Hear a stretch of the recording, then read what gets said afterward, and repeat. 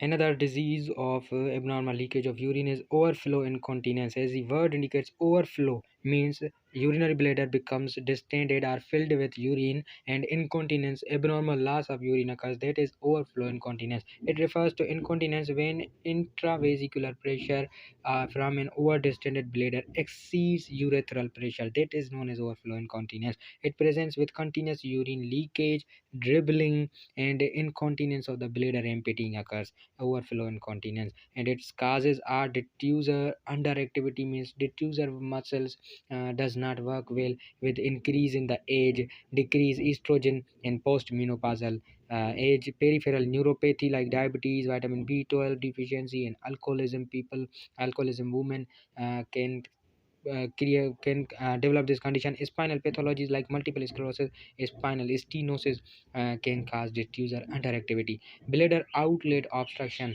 it causes compression of the urethra, and in fibroids, urinary pelvic organ prolapse, urethral structures, overcorrection of urethra from pure pelvic floor surgery can create this condition with overflow incontinence.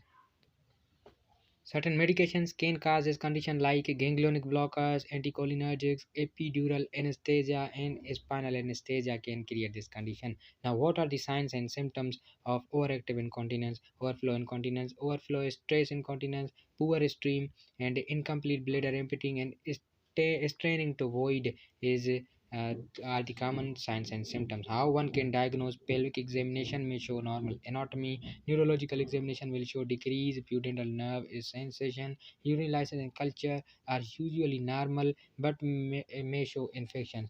Urodynamic studies shows markedly increased residual volume increased. No abnormal and voluntary detusal contraction occurs because this is not the cause of detusal, but there are other causes. So how one can treat? Treatment requires intermittent self-catheterization, discontinue the offending systemic medications, cholinergic medications to stimulate bladder contraction, and alpha-adrenergic blockage to relax the urinary bladder neck can help in this condition. So this was our overflow incontinence, in which urinary bladder becomes over active, becomes filled with urine, and we treat this condition by certain medications and surgical operations.